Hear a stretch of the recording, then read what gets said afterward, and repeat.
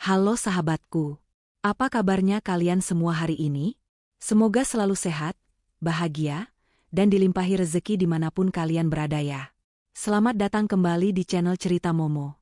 Momo mau tanya nih, kalian pernah nggak sih merasa tulus banget membantu keluarga? Tapi kebaikan kalian malah dianggap sepele dan dimanfaatkan habis-habisan? Rasanya pasti nyesek dan gregetan banget, kan?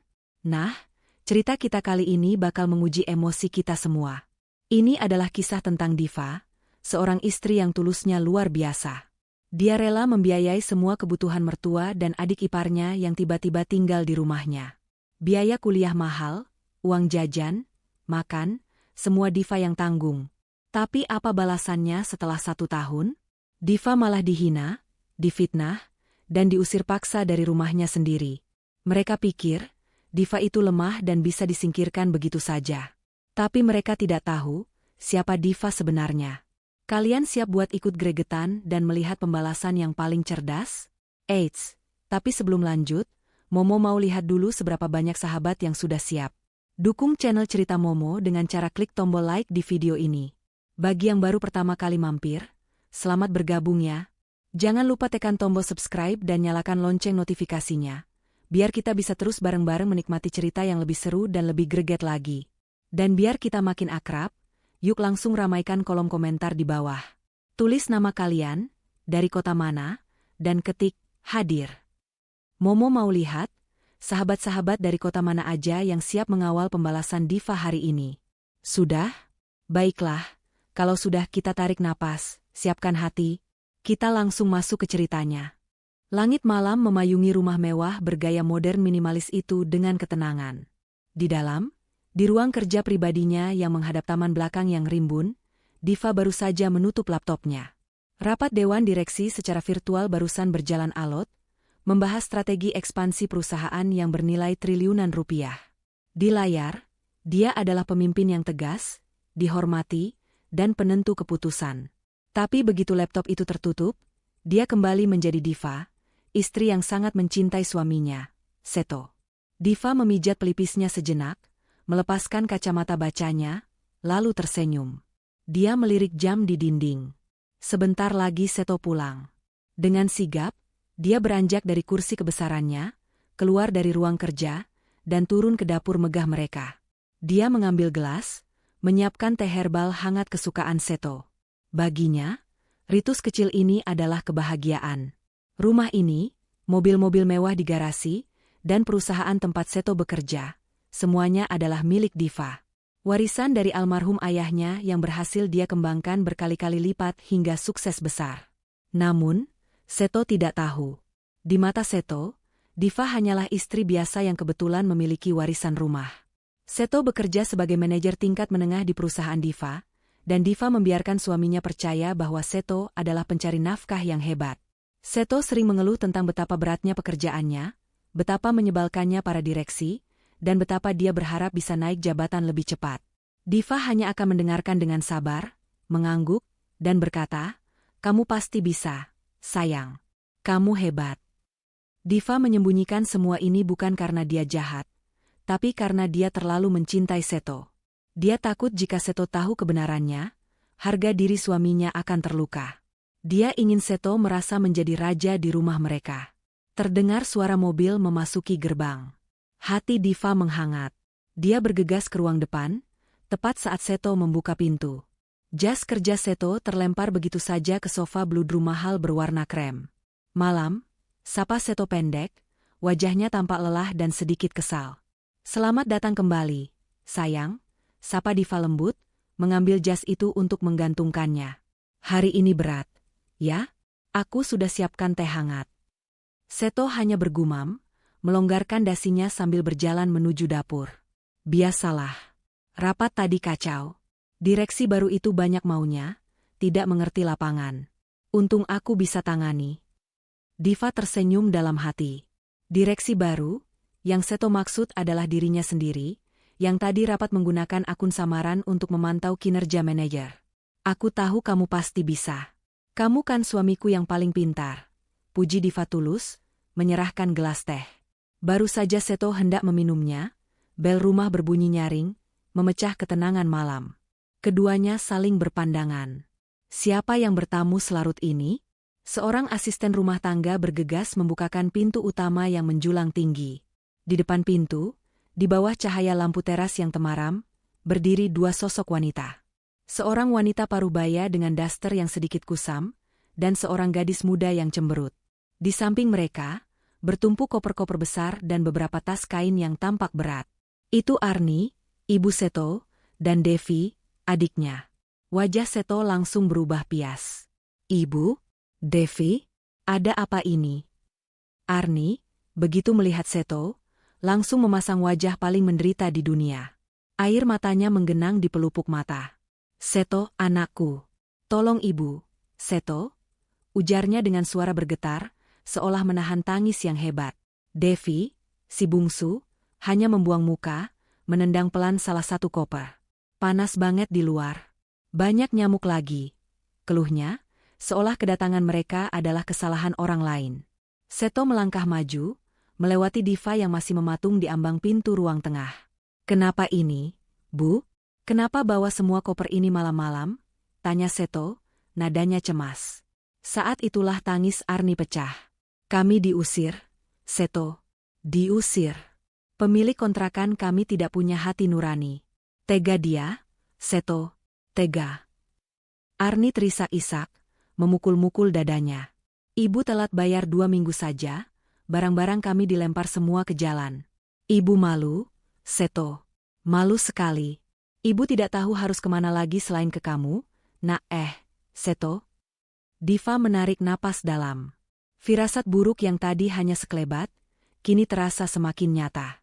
Dia tahu persis watak ibu mertua dan adik iparnya. Devi menimpali, dengan nada manja dan menyalahkan. Iya, Mas Seto. Jahat banget orang itu. Masa kita disuruh tidur di jalan? Kita mau tinggal di mana coba? Kak Diva kan baik. Rumahnya besar begini, kayak istana. Pasti bolehkan kita numpang? Ya kan? Kak? Sebentar aja kok. Pandangan semua orang kini tertuju pada Diva. Diva menatap Seto, mencari pegangan. Wajah suaminya kini dipenuhi rasa iba yang mendalam, campur aduk dengan rasa bersalah karena tidak bisa merawat keluarganya. Sayang. Seto memegang tangan Diva. Tatapannya memohon. Kasihan ibu dan Devi. Mereka keluargaku satu-satunya. Cuma untuk sementara, ya? Sampai aku dapat tempat tinggal baru buat mereka. Aku janji, sementara. Hati Diva menjerit. Dia tahu, sementara, versi Arni dan Devi bisa berarti selamanya. Dia tahu rumah ini adalah miliknya, dan dia punya hak penuh untuk menolak. Tapi melihat wajah Seto, cinta mengalahkan logikanya. Dia tidak tega melihat suaminya sedih atau merasa gagal sebagai anak. Dengan tarikan napas panjang, Diva memasang senyum terbaiknya. Senyum tulus seorang istri yang mencintai suaminya. Tentu saja, Seto. Ini kan juga rumah kamu, katanya lembut, meski kalimat itu adalah kebohongan yang dia ciptakan sendiri. Ibu Arni, Devi, ayo masuk. Jangan di luar terus, tidak baik. Anggap saja rumah sendiri. Secepat keran ditutup, tangis Arni berhenti. Matanya yang tadi basah kini berbinar liar, memindai kemewahan interior rumah Diva, dari lantai marmer impor hingga lampu kristal raksasa di lobi utama. Diva, menantuku sayang. Ibu tahu kamu memang yang terbaik. Hati kamu mulia sekali, tidak seperti pemilik kontrakan pelit itu. Devi, tanpa menunggu dipersilakan lagi, langsung menyeret kopernya masuk, menjatuhkan dirinya di sofa beludru tempat jas Seto tadi terlempar. Wah, gila, empuk banget, TV-nya gede banget. Kak, lebih gede dari di sinetron. Serunya tanpa rasa malu. Seto memeluk Diva erat. Terima kasih, sayang. Aku tahu kamu pasti mengerti. Aku janji, cuma sebentar. Diva membalas pelukan Seto, memejamkan mata sejenak. Iya, sementara, bisiknya. Dia menyuruh asisten rumah tangga membawa koper-koper itu. Tolong siapkan kamar tamu di paviliun belakang. Ya, perintah Diva. Namun Arni, yang telinganya setajam elang, langsung menyela. Loh, kok di paviliun? Div? Jauh sekali. Ibu ini sudah tua, nanti kalau mau panggil Seto atau butuh apa-apa bagaimana? Kamar di lantai 2 itu kan kosong? Yang dekat kamar kalian, yang jendelanya besar menghadap taman. Diva tertegun. Kamar yang Arni maksud adalah ruang kerjanya. Ruang pribadinya. Tapi, Bu itu. Ide bagus, Bu. Potong Seto cepat, sebelum Diva selesai bicara. Biar dekat. Jadi ibu gampang kalau perlu apa-apa. Ya kan? Sayang? Pakai kamar itu saja. Ya? Ruang kerja bisa pindah ke pavilion. Kan? Malam itu, di bawah tatapan penuh kemenangan Arni dan Devi, serta tatapan penuh harap Seto, Diva hanya bisa mengangguk pelan. Baiklah, ujarnya lirih. Surga yang dia bangun untuk pernikahannya, malam itu resmi menerima tamu-tamu yang kelak akan membakar surga itu hingga ke akarnya. Janji Seto bahwa, hanya sementara, ternyata memiliki definisi yang sangat lentur, selentur kesabaran Diva yang terus-menerus diuji. Hari berganti minggu, minggu berganti bulan, dan tanpa Diva sadari, kalender di dapurnya telah berganti lembar sebanyak 12 kali. 1 tahun penuh telah berlalu sejak Arni dan Devi menjejakkan kaki di rumahnya, membawa koper dan wajah memelas. Wajah memelas itu kini telah sirna, digantikan oleh topeng arogansi dan rasa berhak yang tak terhingga. Sementara, telah menjadi permanen. Benalu itu telah menjalar, akarnya mencengkeram begitu kuat hingga nyaris mencekik sang pohon inang. Sifat asli Arni dan Devi mekar lebih cepat daripada bunga di Taman Diva yang dirawat mahal. Arni, yang awalnya hanya meminta kamar kerja Diva, kini telah menjadi penguasa absolut di rumah itu. Dia bertindak bak seorang ratu, sementara Diva, si pemilik sah, diperlakukan seperti tamu yang menumpang. Pagi itu, Diva turun untuk sarapan, namun langkahnya terhenti di ruang keluarga. Jantungnya serasa diremas. Lukisan abstrak karya seniman ternama, koleksi kesayangan Diva yang bernilai ratusan juta, telah hilang dari dinding utama. Sebagai gantinya, tergantung sebuah lukisan pemandangan gunung kembar dengan sawah dan matahari, jenis lukisan yang umum dijual di pinggir jalan, dengan bingkai ukiran emas yang mencolok mata. Ibu Ibu, lukisan saya di mana? Tanya Diva, suaranya bergetar menahan amarah. Arni keluar dari ruang makan, mengelap mulutnya dengan serbet. Oh, yang gambar coret-coret tidak jelas itu? Ibu pindahkan ke gudang. Bikin pusing lihatnya, jawabnya enteng, seolah baru saja membuang keset lama. Ibu ganti pakai ini. Bagus. Kan? Adem lihatnya. Ini ibu beli pakai uang belanja bulanan yang kamu kasih. Diva memejamkan mata.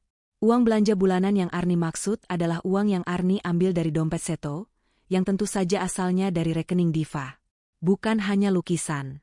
Vas porselen antik peninggalan nenek Diva telah diganti dengan guci keramik naga berwarna-warni. Sofa bludru krem yang mewah kini ditutup permanen dengan sarung sofa motif bunga-bunga besar berwarna merah cabai. Biar tidak cepat kotor, begitu alasan Arni.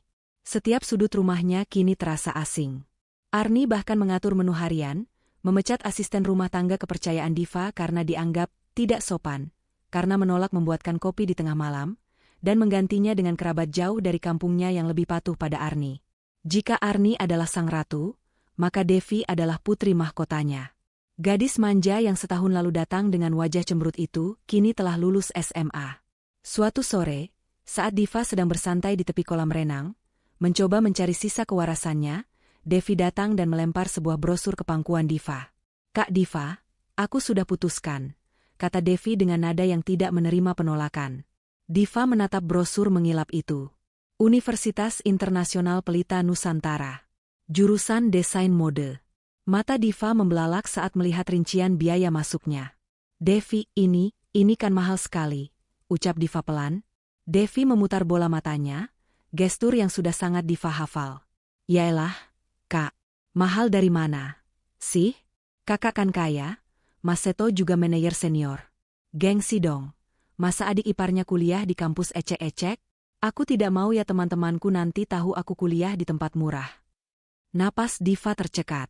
Tapi ini bukan cuma soal uang masuk. Devi, biaya per semesternya, bahan-bahannya. Tentu saja, potong Devi cepat. Makanya, aku butuh laptop keluaran terbaru yang speknya paling tinggi buat desain. Terus, aku butuh uang jajan bulanan. Teman-temanku itu standar pergaulannya tinggi. Minimal 15 juta sebulan, Kak. Itu buat beli bahan, buku, dan transport. Oh iya, aku tidak mau naik taksi online. Belikan aku mobil kecil saja, yang bekas juga tidak apa-apa, asal merek Eropa, rentetnya tanpa jeda. Diva kehilangan kata-kata. Dia menatap gadis di depannya. Tuntutan itu begitu absurd, begitu tidak tahu malu. Akan aku bicarakan dengan Mas Seto, hanya itu yang bisa keluar dari mulut Diva. Malamnya, kamar tidur utama yang seharusnya menjadi tempat raman bagi Diva, berubah menjadi medan perang. Sayang, kita perlu bicara. Mulai Diva hati-hati, saat Seto baru selesai mandi. Soal Devi, kan? Kenapa memangnya? Bagus dong dia mau kuliah, sahut Seto sambil mengeringkan rambut. Bagus, tapi permintaannya tidak masuk akal. Seto, universitas itu, laptop, mobil, uang jajan 15 juta sebulan? Itu berlebihan. Seto langsung berbalik, wajahnya mengeras. Berlebihan kamu bilang. Div? Itu adikku satu-satunya. Dia mau menuntut ilmu, dia mau sukses. Harusnya kamu dukung penuh. Kamu ini kenapa? Sih? Semenjak ada ibu dan Devi di sini, kamu jadi sensitif sekali. Aku sensitif?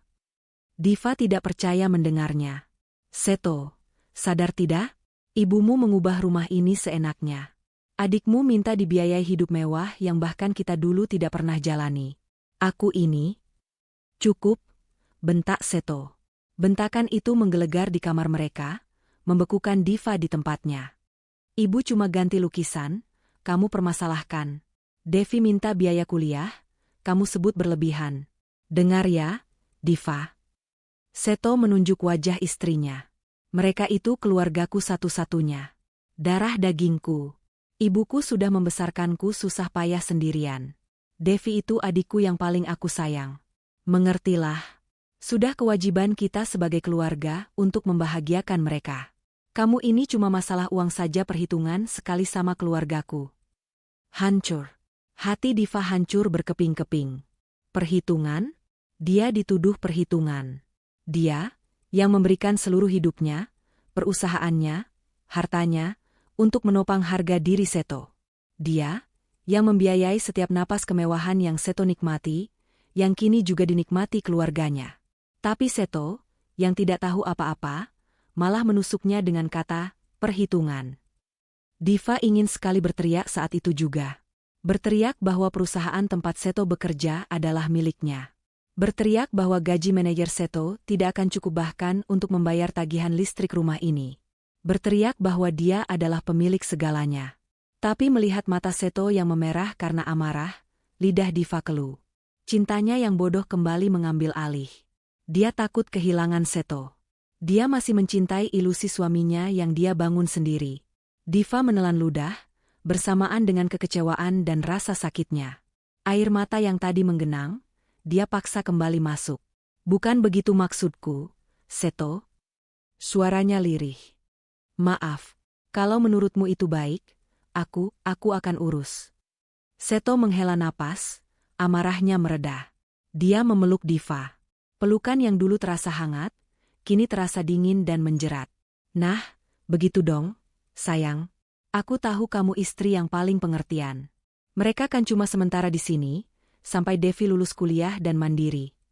Diva memejamkan mata dalam pelukan itu. Sementara, yang kini berjangka waktu 4 tahun lagi. Keesokan harinya, rekening Devi terisi. Sebuah mobil city car baru terparkir di garasi. Dan di ruang keluarga, Arni tertawa penuh kemenangan saat menceritakan kebaikan menantunya kepada kerabatnya di telepon. Sementara matanya melirik sinis ke arah Diva yang sedang menandatangani cek untuk biaya renovasi dapur yang diinginkan Arni. Diva menelan semua kekecewaannya, membiayai setiap tuntutan, mengubah rasa sakit hatinya menjadi bahan bakar. Dia belum sadar bahwa kekecewaan yang dia telan bulat-bulat itu, suatu hari akan meledak menjadi sesuatu yang jauh lebih besar dari sekadar kemarahan. Waktu terus berjalan, namun bagi Diva, rasanya seperti berjalan di atas lumpur hisap. Setiap hari adalah perjuangan menelan kekecewaan baru. Rumahnya, istananya, kini telah sepenuhnya beralih fungsi menjadi markas besar bagi Arni dan Devi. Arni semakin berani memindahkan perabotan antik milik Diva, menggantinya dengan barang-barang pilihan seleranya yang norak dan mencolok. Devi, yang kini resmi menjadi mahasiswi paling bergaya di kampusnya berkat mobil dan uang jajan tak terbatas dari Diva, semakin jarang terlihat di rumah. Kalaupun pulang, dia hanya membawa tumpukan cucian kotor dan tagihan kartu kredit baru untuk Kak Diva bayar. Seto, suaminya, semakin jauh. Dia sibuk. Selalu itu jawabannya. Sibuk rapat, sibuk mengurus klien baru, sibuk mengejar target. Ironisnya, Diva tahu persis suaminya tidak sesibuk itu. Sebagai pemilik perusahaan, dia memantau kinerja Seto dari kejauhan. Kinerjanya biasa saja, cenderung menurun. Namun, Seto pulang setiap malam dengan aura seorang pria sukses yang kelelahan, menuntut dilayani, dan semakin sensitif jika Diva mencoba mengeluh tentang ibu atau adiknya. Malam itu, Diva terbangun sekitar pukul 2 dini hari. Perutnya terasa kram. Bukan kram biasa, tapi kram yang dia kenali sebagai tanda kekecewaan dan stres yang menumpuk. Dia melirik ke sisi ranjang yang lain. Kosong. Seto belum tidur di sampingnya selama 3 malam berturut-turut. Alasannya, dia harus menyelesaikan proposal penting dan tidak mau mengganggu Diva dengan suara ketikan laptop. Dia tidur di kamar tamu di lantai bawah. Hati Diva berdesir. Rasa sepi yang dingin menusuknya. Dia bangkit dari tempat tidur. Jubah tidur sutranya menyapu lantai marmer yang dingin. Dia bahkan tidak mengenakan sandal, hanya ingin segera turun, mengambil segelas air hangat, dan mungkin, hanya mungkin, memeriksa Seto. Dia masih merindukan suaminya. Dia masih memegang sisa-sisa cinta yang bodoh itu, berharap semua ini akan berlalu. Rumah itu gelap total. Para asisten rumah tangga sudah tidur di paviliun belakang. Diva menuruni tangga spiral yang megah itu dalam keheningan, hanya diterangi cahaya bulan yang menembus jendela-jendela kaca raksasa. Saat kakinya menginjak lantai dasar, dia terhenti. Ada suara. Bukan suara ketikan laptop. Itu suara tawa. Tawa kecil yang tertahan, datang dari arah ruang keluarga yang menghadap kolam renang. Diva mengerutkan kening. Siapa yang tertawa jam 2 pagi? Dengan langkah tanpa suara, dia berjalan pelan, bersembunyi di balik pilar besar yang membatasi koridor dan ruang keluarga. Pemandangan di depannya membuat darahnya membeku. Di sana, di sofa mewah yang telah disarungi kain merah norak oleh Arni, duduklah 3 orang. Seto, Arni, dan Devi. Mereka tidak tampak seperti orang yang sedang bekerja keras atau kelelahan. Mereka tampak santai, dengan beberapa kaleng minuman soda dan sisa camilan di meja. Mereka sedang merayakan sesuatu. Gila, Mas. Keren banget. Suara Devi terdengar jelas, bernada kekaguman. Jadi cewek itu beneran anak pengusaha kaya raya? Lebih kaya dari Kak Diva? Diva menahan napas. Cewek? Terdengar suara Seto, suaminya. Suara yang dalam, tapi kali ini terdengar begitu licik dan penuh kemenangan. Jauh, Dev. Ini levelnya beda. Namanya, Rena. Ayahnya pemilik jaringan hotel mewah. Kakakmu itu tidak ada apa-apanya dibanding dia. Jantung Diva serasa berhenti berdetak. Bagus. Bagus, Seto, anakku. Suara Arni menimpali, terdengar serak karena gembira. Ibu sudah bilang, kan? Kamu itu terlalu bagus buat si Diva. Dia itu. Arni berhenti sejenak, lalu melanjutkan dengan nada penuh penghinaan. Sudah mandul, kerjanya cuma menghamburkan uang orang tua, tidak bisa mengurus suami. Mandul. Kata itu menghantam Diva seperti tamparan api. Dia mencengkeram pilar itu erat-erat, hingga buku-buku jarinya memutih. Dia dan Seto telah mencoba memiliki anak selama bertahun-tahun. Dokter berkata tidak ada masalah fisik pada keduanya, hanya perlu mengurangi stres. Diva mengira Seto mendukungnya. Tapi malam ini, dia mendengar suaminya hanya diam saat ibunya melontarkan hinaan paling menyakitkan itu. Ibu ini sudah tidak sabar. Seto, lanjut Arni, nadanya berubah tidak sabar. Kapan kamu ceraikan si mandul itu? Ibu sudah muak lihat mukanya yang pura-pura sabar itu. Jijik. Diva menutup mulutnya dengan kedua tangan, menahan isakan yang mendesak keluar. Air mata panas mulai mengalir di pipinya. Sabar, Bu. Sabar, jawab Seto. Suara yang selalu menenangkan Diva itu kini terdengar seperti desisan ular. Semua ada rencananya. Aku sedang dekati, Rena, ini. Dia sudah lengket sekali. Aku bilang ke dia kalau aku terjebak dalam pernikahan yang tidak bahagia dengan istri yang sakit-sakitan. Sakit-sakitan? Diva memaki dalam hati. Devi terkikik. Mas Seto pintar banget aktingnya. Lalu, rencana selanjutnya apa? Gampang, kata Seto. Begitu, Rena, setuju menikah, aku akan ceraikan Diva. Tapi sebelum itu, suara Seto merendah, menjadi konspirasi yang mengerikan. Aku harus pastikan semua asetnya pindah ke aku. Aku sedang bujuk dia buat masukkan namaku ke sertifikat rumah ini. Susah sekali, dia pintar berkelit. Tapi aku akan paksa. Arni mendengus. Rumah ini jelas harus jadi milik kita. Ibu tidak mau tahu. Bukan cuma rumah, Bu, sahut Seto lagi, dan kali ini ada nada sombong dalam suaranya. Perusahaan itu. Perusahaan tempat aku kerja. Aku tahu celah-celahnya. Aku akan buat seolah-olah ada kerugian besar, lalu aku akan tawarkan solusi lewat investor baru, yang tidak lain adalah ayahnya, Rena. Begitu dia masuk, aku akan ambil alih pelan-pelan. Kita kuasai rumah ini, kita ambil alih perusahaan itu, baru Diva kita tendang. Tendang? Ulang Devi, seperti anak kecil yang menyukai kata baru. Iya, kata Seto dingin. Kita tendang dia keluar dari sini tanpa sepeser pun. Biar dia jadi gembel di jalanan. Itu balasan yang pantas buat wanita yang tidak bisa menghargai suami dan keluarga suaminya. Tawa Arni dan Devi meledak. Tawa yang renyah di tengah keheningan malam. Tawa di atas reruntuhan hati Diva. Cukup. Diva sudah mendengar cukup. Dia tidak bisa lagi bernapas. Udara di sekitarnya terasa beracun. Pengkhianatan ini terlalu dalam, terlalu terencana. Ini bukan sekadar perselingkuhan. Ini adalah perampokan berencana yang didalangi oleh suaminya sendiri, ibu mertuanya, dan adik iparnya. 3 orang yang selama ini dia biaya hidupnya, dia layani, dan dia cintai, dalam kasus Seto. Sapi perah, yang bodoh. Si mandul, yang pelit. Air mata Diva berhenti mengalir. Sesuatu yang dingin dan keras menggantikan rasa sakitnya.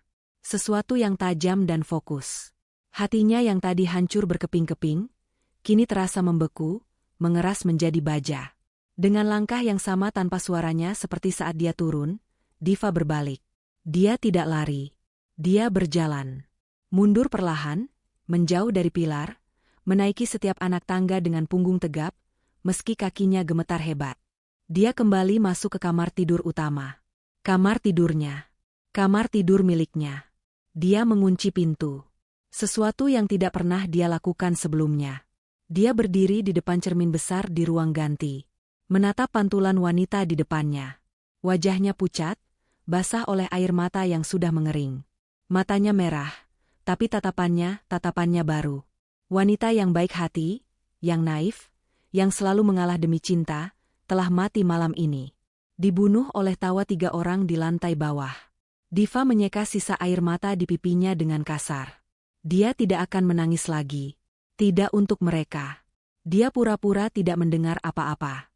Besok pagi, dia akan bangun, tersenyum pada Seto, menyapa Arni, dan menanyakan kuliah Devi. Dia akan memainkan perannya sebagai Diva yang bodoh, dengan lebih baik dari sebelumnya. Tapi di balik senyum itu, rencananya sendiri mulai terbentuk. Mereka ingin bermain? Baiklah. Mereka lupa satu hal. Mereka bermain di kandang singa betina, dan mereka baru saja membangunkan singa itu dari tidur panjangnya. Pagi datang terlalu cepat. Sinar matahari yang menembus celah tirai sutra di kamarnya terasa seperti silet yang mengiris mata Diva. Dia tidak tidur sekejap pun. Sepanjang sisa malam, dia hanya berbaring diam, mendengarkan napasnya sendiri yang teratur, sementara otaknya menyusun ribuan strategi. Tubuhnya kaku, dingin, seolah sisa-sisa kehangatan cinta yang pernah dia miliki untuk Seto telah menguap seluruhnya bersama embun pagi. Pukul 6 pagi, dia mendengar suara alarm dari kamar tamu di lantai bawah, diikuti suara pancuran air. Seto sedang bersiap.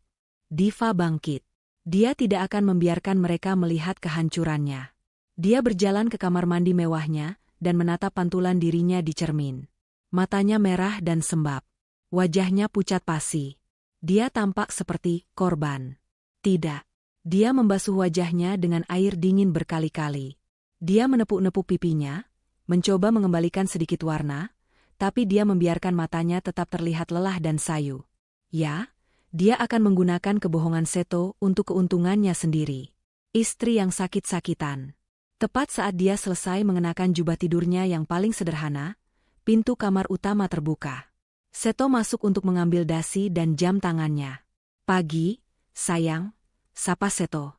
Suaranya terdengar normal, seolah malam tadi tidak ada konspirasi mengerikan yang dia pimpin. Suaminya adalah aktor yang hebat. Diva berbalik perlahan. Dia membiarkan suaranya terdengar lemah dan serak. "Pagi, Mas." Seto menghentikan gerakannya yang sedang memasang jam tangan. Dia menatap Diva lekat. "Kamu tidak apa-apa?" "Ya ampun, Diva, kamu kelihatan pucat sekali." "Sakit?" Ada nada khawatir dalam suaranya. Diva kini bisa mendeteksi kepalsuan itu dengan jelas.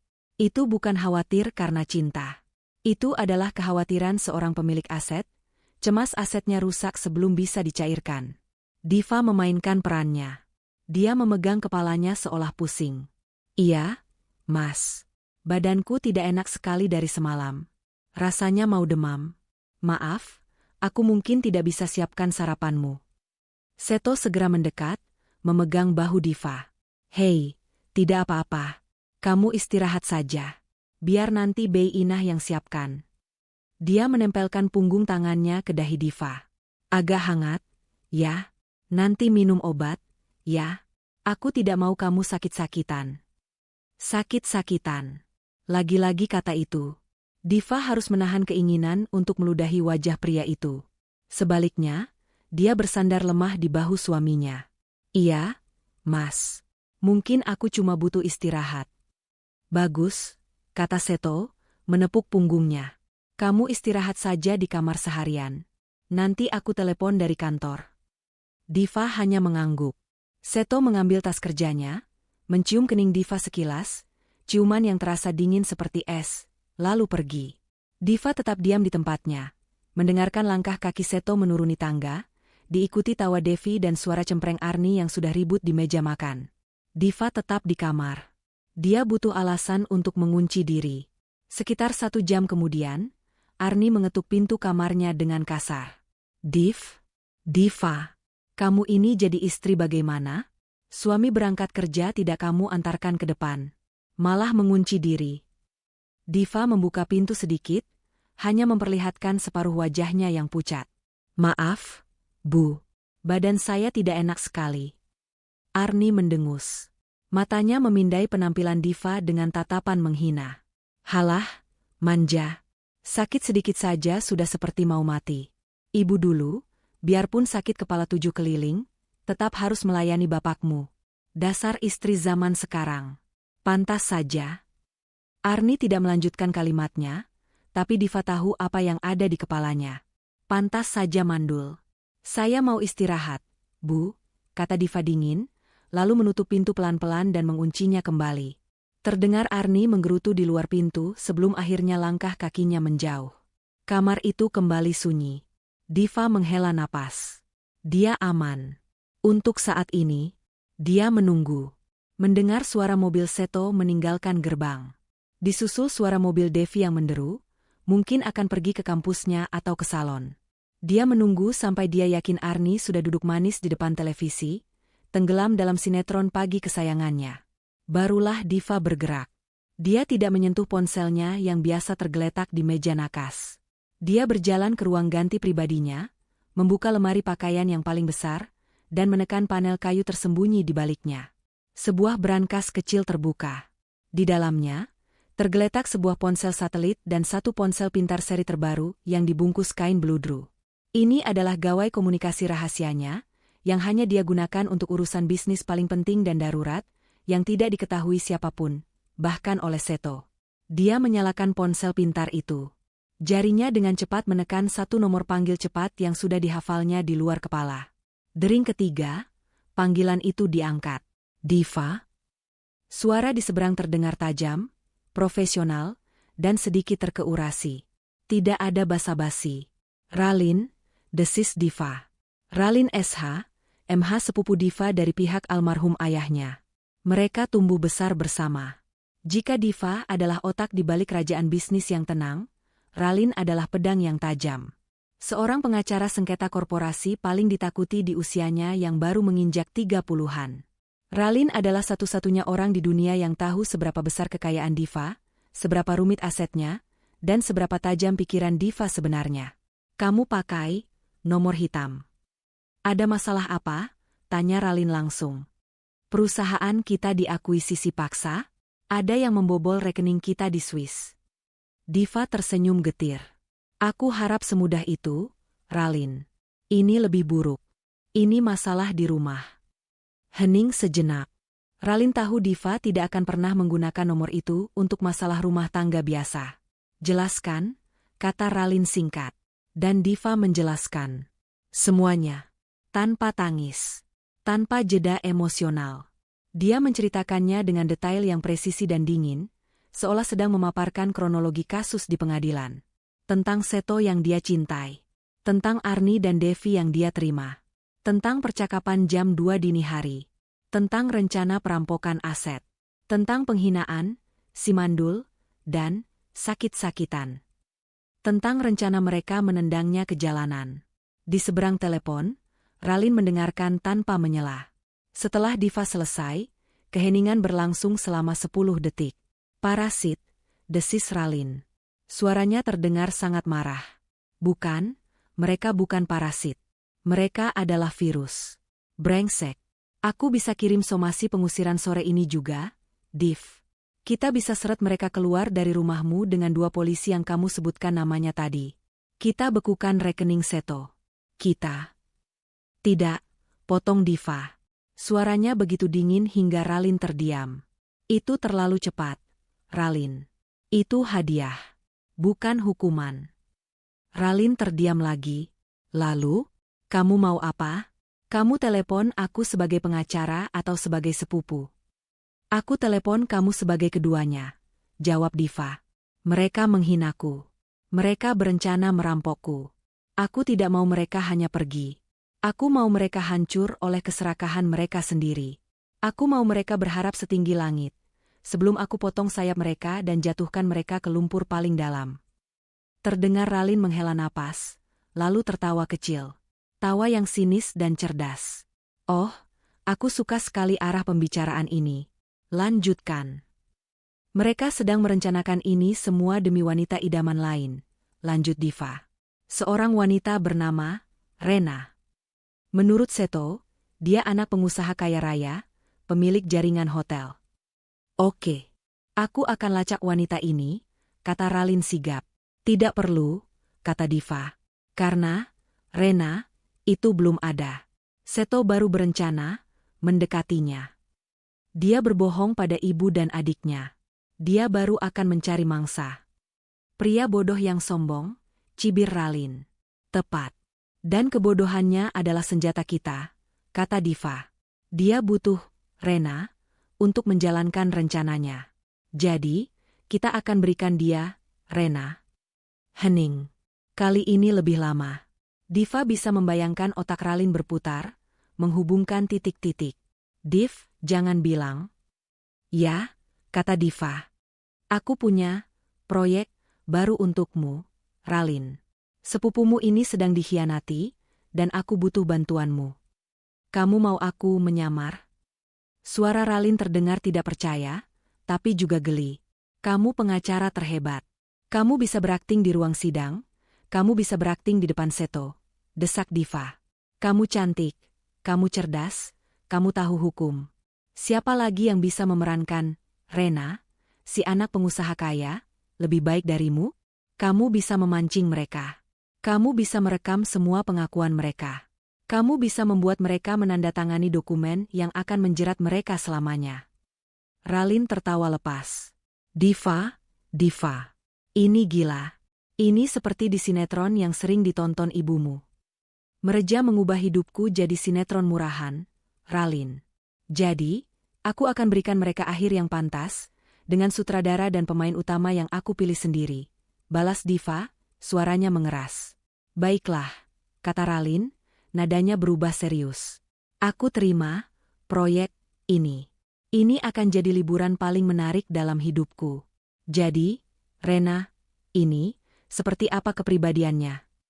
Glamor, manja, sedikit sombong, tapi sangat, sangat kaya, dan sangat terpesona pada pria, hebat, seperti Seto, jelas diva. Menjijikan, desis Ralin. Aku suka. Aku akan atur cuti darurat dari kantor. Urusan keluarga di Swiss, mungkin. Kapan aku mulai?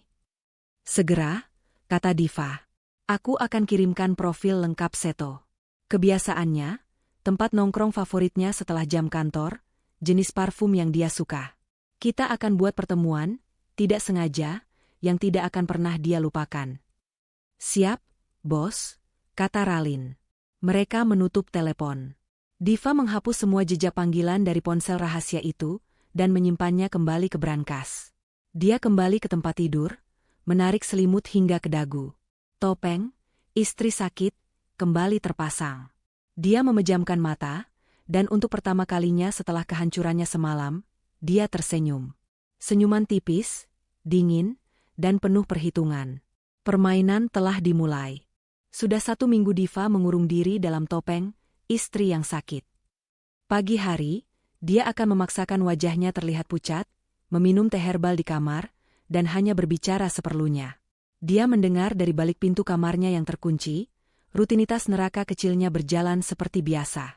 Arni yang menggerutu karena Diva tidak juga sembuh untuk melayani mereka, Devi yang mengeluh karena harus memesan makanan dari luar, karena asisten rumah tangga yang baru tidak becus memasak sesuai selera liarnya, dan Seto, yang hanya mampir ke kamar di pagi dan malam hari dengan kunjungan singkat yang penuh kepura-puraan. Kamu istirahat saja, sayang. Jangan pikirkan apa-apa, kata Seto setiap pagi, sebelum mengikat dasinya, dasi yang dulu selalu Diva pilihkan, kini dia pilih sendiri. Hati-hati di jalan, Mas, jawab Diva, suaranya dibuat lemah. Begitu pintu depan tertutup dan Diva mendengar deru mobil Seto menjauh, transformasinya dimulai.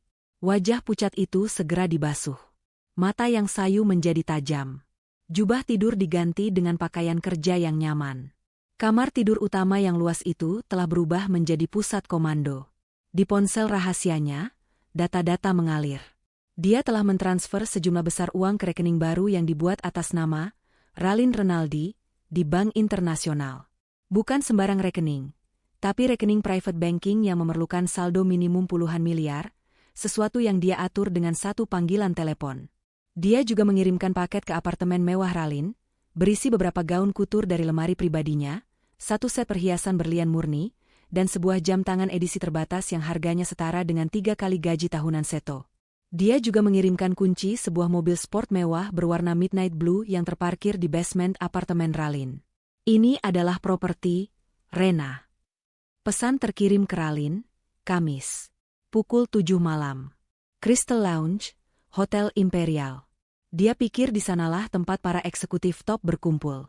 Dia biasanya duduk di bar, memesan whisky, mencoba terlihat penting. Dia mangsa yang mudah. Ralin, di apartemennya, membaca pesan itu sambil tersenyum di depan cermin. Dia sudah berubah. Rambutnya yang biasanya diikat rapi ala pengacara, kini tergerai bergelombang, warnanya sedikit lebih terang. Riasannya sempurna, menonjolkan aura kaya yang angkuh. Gaun hitam sederhana namun berpotongan sempurna yang dikirim Diva memeluk tubuhnya. Kalung berlian yang melingkari lehernya berkilau dingin. Dia bukan lagi Ralin, SH, MH. Dia adalah Rena, sang ahli waris. Kamis malam itu, Seto berdandan lebih rapi dari biasanya. Dia memakai setelan terbaiknya dan parfum mahal yang sebenarnya Diva belikan untuk ulang tahunnya. Kamu mau kemana? Mas? Rapi sekali, tanya Diva dari tempat tidurnya, memainkan perannya dengan sempurna. Oh, ada pertemuan penting dengan calon investor. Sayang, bohong Seto lancar. Mungkin pulang agak malam. Kamu jangan tunggu aku, langsung tidur saja. Minum obatmu. Iya, Mas. Sukses, ya, desis Diva. Seto tersenyum puas, merasa segalanya berjalan sesuai rencana. Istrinya sakit, tidak curiga, dan patuh. Dia meninggalkan rumah dengan perasaan di atas angin, siap menaklukkan dunia, atau setidaknya, menaklukkan Rena. Crystal Lounge adalah tempat yang persis seperti yang Diva gambarkan. Penuh dengan pria-pria berjas yang berusaha terlihat lebih sukses daripada kenyataannya, dan wanita-wanita yang mencari pria-pria tersebut. Seto memesan segelas whisky single malt mahal, menahan sedikit rasa tidak rela saat melihat harganya, tapi dia harus menjaga citra. Dia melirik ke sekeliling, mencari target. Tepat pukul 7:30, pintu lounge terbuka. Seluruh ruangan seolah terhenti sejenak. Keheningan singkat menyapu, hanya menyisakan denting pelan piano di sudut. Ralin, Rena, masuk. Dia tidak berjalan, dia meluncur. Aura kemewahan yang dia bawa begitu pekat, hingga membuat minuman di tangan Seto terasa seperti air selokan. Dia tidak seperti wanita-wanita lain di ruangan itu yang berpakaian mencolok. Rena tampak elegan tanpa usaha. Dia mengabaikan tatapan memuja dan iri di sekelilingnya, dan duduk di meja lounge yang sedikit privat di sudut, bukan di bar. Seto menelan ludah. Jantungnya berdebar kencang. Itu dia. Itu adalah jenis wanita yang dia impikan. Ini adalah tiket emasnya. Dia menunggu. Dia tidak bisa langsung menghampiri. Wanita seperti itu akan menolaknya. Dia harus mencari celah. Rena memesan sebotol sampanye paling mahal di menu tanpa melirik harganya. Dia menyesapnya sendirian, tampak sedikit bosan. Inilah celahnya. Seto merapikan jasnya, menghabiskan minumannya dalam sekali teguk untuk keberanian, lalu berjalan menghampiri meja Rena. "Permisi," kata Seto, mencoba membuat suaranya terdengar berwibawa dan santai. "Saya perhatikan Anda sendirian. Boleh saya temani?" Ralin mendongak. Dia menatap Seto dari ujung rambut sampai ujung sepatu. Pandangan matanya dingin, menganalisis. Dia membiarkan keheningan menggantung selama beberapa detik yang membuat Seto tidak nyaman. "Saya sedang tidak menunggu siapa pura," katanya, suaranya rendah dan sedikit angkuh. "Tapi saya juga sedang tidak ingin diganggu." Penolakan halus itu, alih-alih membuatnya mundur, justru membuat Seto semakin tertantang. "Hanya 5 menit, bujuk Seto, mengeluarkan senyum paling menawannya. "Wanita secantik Anda tidak seharusnya minum sampanye sendirian di tempat seperti ini." Rena tertawa kecil, tawa yang terdengar seperti denting kristal yang mahal. Rayuan yang murahan. "Tapi, baiklah, 5 menit. Seto duduk. Jantungnya berpacu. "Saya Seto." "Rena," jawab Ralin singkat. Obrolan dimulai. Seto menjual dirinya habis-habisan. Dia tidak menyebut dirinya manajer. Dia menyebut dirinya pengelola strategi senior di sebuah perusahaan investasi properti yang sedang berkembang pesat, kebohongan yang dia karang di tempat. Dia bicara tentang ambisinya, tentang visinya. Rena, Ralin, mendengarkan dengan ekspresi yang sulit ditebak. Dia tampak setengah bosan, setengah terhibur. "Perusahaan properti, katamu?" tanyanya, memutar-mutar gelas sampanyenya. "Membosankan. Ayahku bergerak di bidang perhotelan. Dia selalu bilang, properti itu lambat sekali untungnya." Bingo. Hati Seto bersorak. Perhotelan? Ini pasti dia, Rena, yang dia cari. "Justru itu tantangannya," balas Seto cepat. "Tapi saya setuju. Bisnis keluarga Anda pasti jauh lebih menarik. Saya dengar jaringan hotel mewah sedang ekspansi besar-besaran." Rena mengangkat bahu. "Entahlah. Ayah baru saja membelikanku satu hotel kecil di Bali untuk aku kelola. Dia bilang itu, uang mainan, untukku belajar. Menyebalkan sekali, aku jadi tidak punya waktu liburan," keluhnya, dengan nada manja yang dibuat-buat. Rahang Seto hampir jatuh. Hotel di Bali sebagai uang mainan? Pasti berat mengelolanya sendirian. Pancing Seto, matanya bersinar oleh keserakahan. Rena menatapnya. "Memang, aku butuh orang yang ambisius. Yang tahu cara kerja lapangan, bukan hanya teori." Dia sengaja membuat jeda. Tapi pria ambisius zaman sekarang sulit dicari. Kebanyakan hanya. Dia melirik Seto lagi, pandai bicara. Umpan itu dilempar begitu saja. Seto melahapnya mentah-mentah. "Anda belum bertemu orang yang tepat, Rena. Saya adalah orang lapangan. Saya tahu cara mengubah visi menjadi keuntungan. Di rumah, Diva menatap layar laptopnya. Sebuah titik merah berkedip di peta real-time, Crystal Lounge, Hotel Imperial. Di sampingnya, sebuah software perekam suara yang terhubung dengan bros berlian di gaun Ralin sedang aktif, mentransmisikan audio dengan jernih. Dia mendengar setiap kata-kata suaminya. Setiap kebohongan. Setiap kesombongan. Diva tersenyum dingin. Umpan telah dimakan. Seto pulang pukul 1 dini hari. Dia masuk ke kamar dengan langkah ringan, bersiul pelan. Dia mengira Diva sudah tidur pulas. Dia menatap istrinya yang terbaring, lemah, di ranjang. Kasihan sekali kamu, Div, bisiknya di kegelapan. Sakit-sakitan. Tapi tenang saja, sebentar lagi penderitaanmu selesai. Dan penderitaanku juga. Dia tersenyum puas, tidak menyadari bahwa wanita yang lemah di ranjang itu sedang membuka matanya di kegelapan, menatap punggungnya dengan tatapan seekor predator yang telah mengunci mangsanya. Seto sedang mabuk kepayang. Dunia terasa berputar di bawah kakinya, dan dia adalah porosnya. Pertemuannya dengan Rena di Crystal Lounge minggu lalu telah mengubah segalanya. Wanita itu adalah perwujudan dari semua impian liarnya. Kaya raya, cantik, sedikit angkuh, dan yang terpenting, tampak sangat terkesan dengan visi dan ambisi Seto. Mereka mulai berkomunikasi intens. Bukan lagi Seto yang mengejar, kini Rena yang aktif. Wanita itu mengiriminya pesan-pesan singkat yang manja, mengeluh tentang kebosanan hidupnya, dan sesekali memuji kecerdasan Seto yang dia anggap sebagai angin segar. Seto merasa seperti pemenang. Akibatnya, di rumah Diva, Seto menjadi bayangan. Dia pulang semakin malam, seringkali dengan aroma parfum wanita yang asing, aroma parfum mahal milik Ralin, yang samar-samar menempel di jasnya. Dia beralasan ada proyek besar baru yang sedang dia tangani bersama investor. Dia menyebut Rena sebagai investor di depan Diva. Diva, dari atas ranjang, sakitnya, hanya mengangguk lemah. Jaga kesehatan, Mas. Jangan terlalu lelah. Jawabnya, memainkan peran istri yang pasrah dengan sempurna. Arni dan Devi tidak peduli. Selama Seto terlihat senang dan uang terus mengalir, mereka tidak ambil pusing. Arni bahkan berkomentar sinis suatu pagi, syukurlah Seto sibuk kerja di luar. Jadi dia tidak perlu lihat istrinya yang sakit-sakitan terus di kamar. Bikin rezeki seret.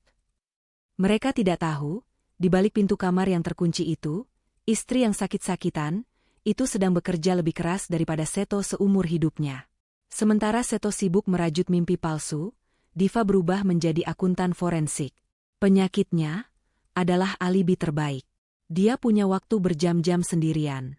Dengan laptop rahasianya, dia menarik data perbankan pribadinya selama 1 tahun terakhir. Dia memilah satu persatu, dengan ketelitian seorang ahli bedah. Layar laptopnya menyala, menampilkan deretan angka yang menyakitkan. Transfer, Universitas Internasional Pelita Nusantara. Keterangan, biaya pendaftaran Devi, 500 juta rupiah. Transfer, dealer mobil mewah Jaya Abadi. Keterangan, DP mobil Devi, 250 juta rupiah. Transfer, showroom mobil Eropa. Keterangan, pelunasan City Car Devi, 200 juta rupiah. Transfer bulanan, 12 kali rekening Devi. Keterangan, uang jajan. Total, 180 juta rupiah. Tarik tunai, atas nama Seto, dari rekening gabungan rata-rata 30 juta per bulan.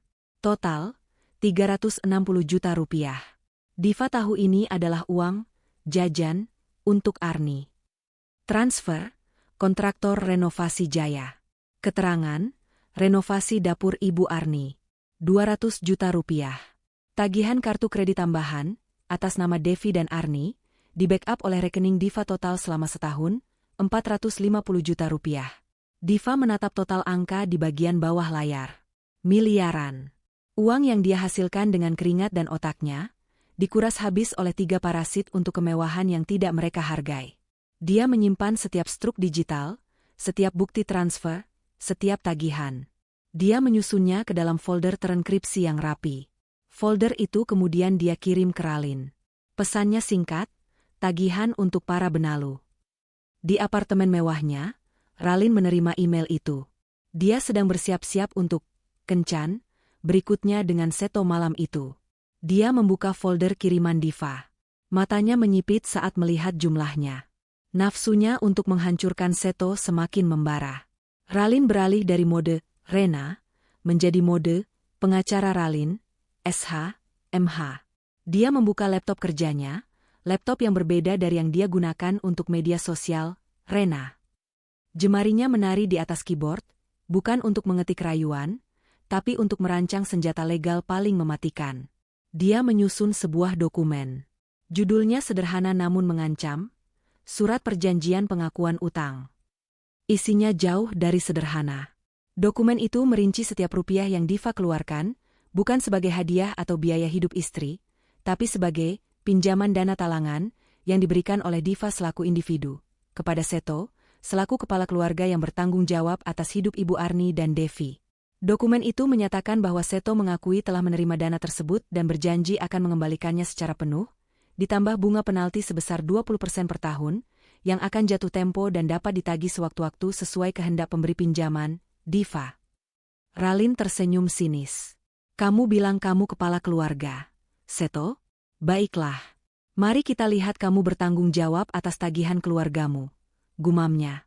Dokumen itu dia cetak, disimpan dalam map kulit mahal, menunggu waktu yang tepat.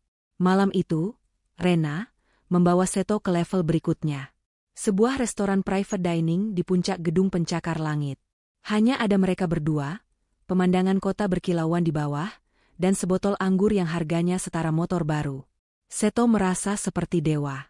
Rena tampak memujanya.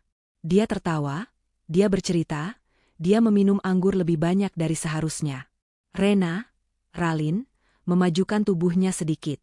Bros berlian di gaunnya, yang sebenarnya adalah alat perekam audio-video berteknologi tinggi, menangkap setiap detail dengan sempurna. Seto, aku harus jujur, kata Ralin dengan nada manja, tapi ada getaran, serius, di dalamnya. Ayahku menanyakan tentangmu. Dia tidak suka aku dekat dengan pria yang sudah menikah. Jantung Seto berdebar kencang. Ini dia, momen penentuan. Rena, aku. Ralin meletakkan jarinya di bibir Seto. SSSD. Aku tahu. Istrimu sakit-sakitan. Kamu kasihan padanya.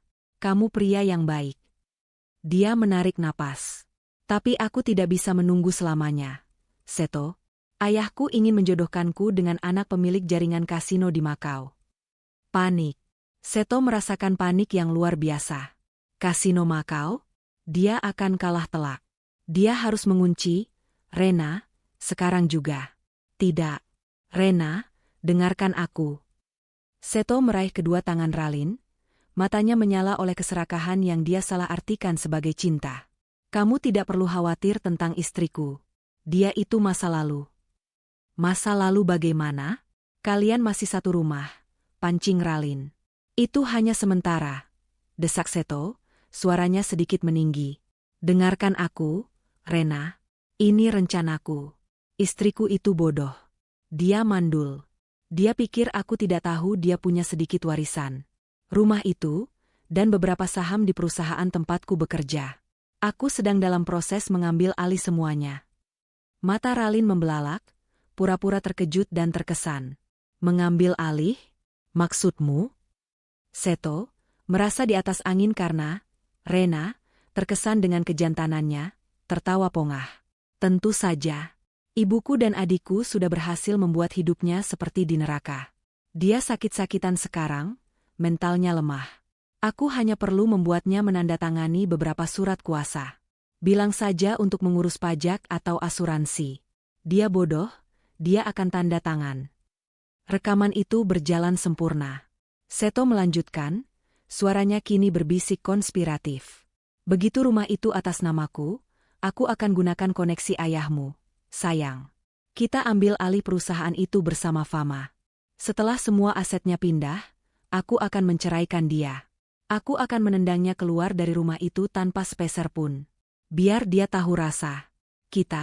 Dia mencium tangan Ralin, akan memulai hidup baru. Hidup yang pantas untuk kita. Ralin menahan keinginan untuk mematahkan tangan pria itu. Sebaliknya, dia tersenyum, senyum paling manis dan palsu yang bisa dia kumpulkan. Seto, kamu hebat sekali. Aku tidak tahu kamu sepintar ini. Di kamarnya yang gelap, ratusan kilometer jauhnya, Diva mendengarkan rekaman itu secara langsung melalui koneksi aman. Dia tidak menangis. Tidak ada air mata yang tersisa. Yang ada hanya rasa dingin yang membekukan. Dia mendengar suaminya, ayah dari anak-anak yang tidak pernah mereka miliki, tertawa saat merencanakan kehancurannya. Dia mendengar pria yang sama, yang dulu berjanji akan melindunginya, kini menyebutnya bodoh dan mandul. Sebuah pesan masuk ke ponsel Ralin yang sedang tergeletak di meja makan mewah itu. Ralin meliriknya. Pesan dari Diva. Rekaman diterima. Bukti cukup. Lanjutkan ke fase 3, pertemuan keluarga. Rencana Seto, Arni, dan Devi tampaknya berjalan lebih mulus dari yang mereka bayangkan. Diva masih terbaring, sakit, di kamarnya. Dia menjadi semakin pendiam, pucat, dan seolah sudah menyerah pada hidup. Dia tidak pernah lagi mempertanyakan pengeluaran, tidak pernah lagi mengeluh tentang perabotan yang diganti, dan hanya makan apa yang diantarkan ke kamarnya. Bagi ketiga parasit itu, Diva sudah hancur mentalnya. Sempurna. Seto merasa inilah saat yang tepat. Dia sudah tidak sabar.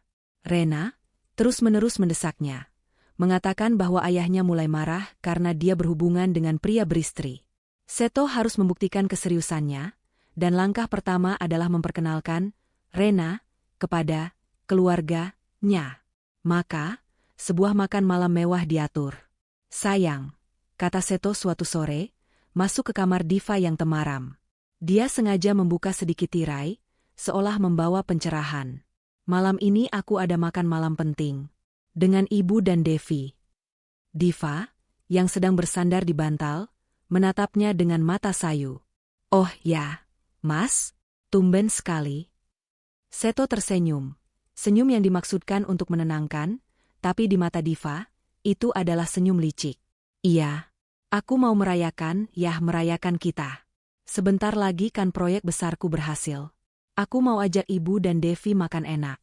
Kamu mau ikut? Tawaran itu palsu. Seto tahu Diva akan menolak. Diva menggeleng pelan, batu kecil. Tidak, Mas. Badanku masih tidak karuan. Kalian saja. Bersenang-senang, ya? Nah, kan? Seto pura-pura kecewa. Kamu ini, selalu sakit-sakitan. Ya sudah, kalau begitu aku titip ibu dan Devi, ya. Maksudku, aku pergi sama mereka. Dia meralat ucapannya dengan canggung. Kamu istirahat. Aku mungkin pulang larut sekali. Iya, Mas. Begitu Seto keluar kamar, senyum palsunya lenyap. Dia segera menelepon Arni. Bu, cepat siap-siap. Dandan yang paling bagus. Jangan norak. Kita jemput Devi di kampusnya, langsung ke restoran. Arni dan Devi menjerit kegirangan di seberang telepon. Mereka tahu hari ini adalah hari besar. Hari di mana mereka akan bertemu, mesin uang, yang baru. Restoran yang dipilih adalah El Orangerie, sebuah restoran Prancis eksklusif di lantai teratas sebuah hotel bintang 5, di mana daftar tunggunya saja bisa berbulan-bulan. Tentu saja, Rena, yang memesankan tempat di private room mereka. Arni dan Devi berdandan habis-habisan.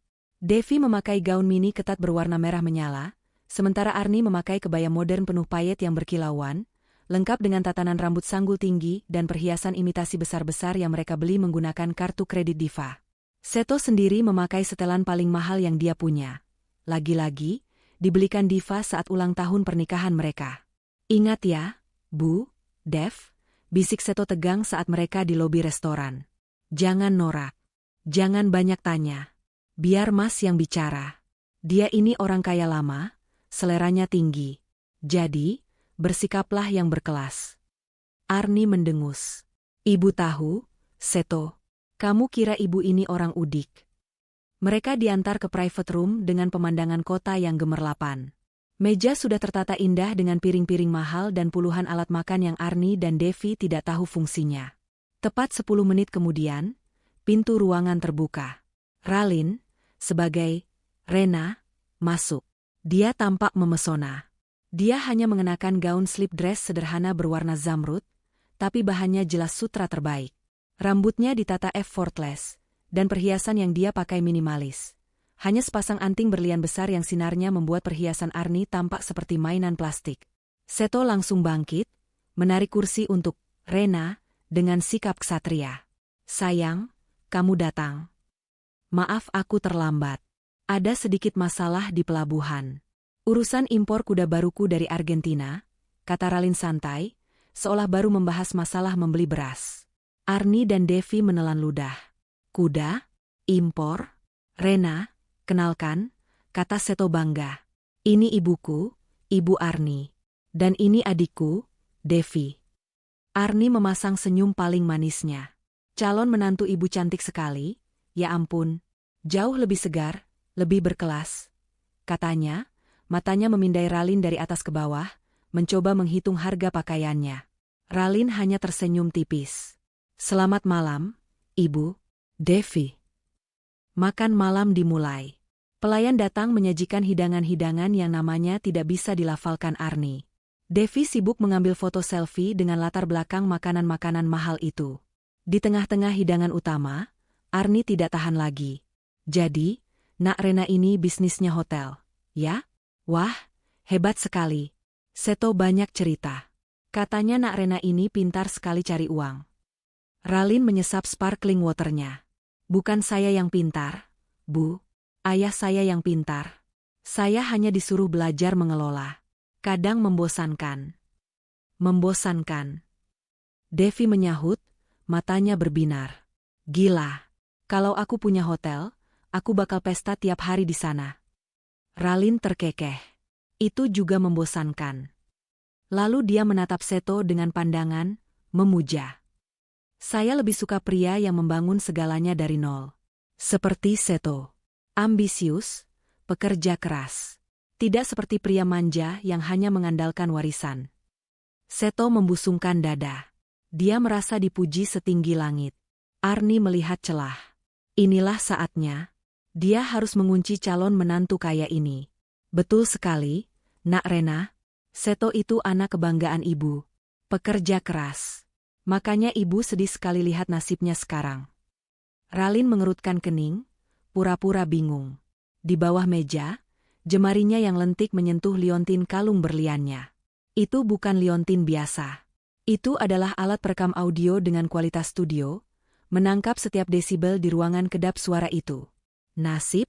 Maksud ibu? Pancing Ralin.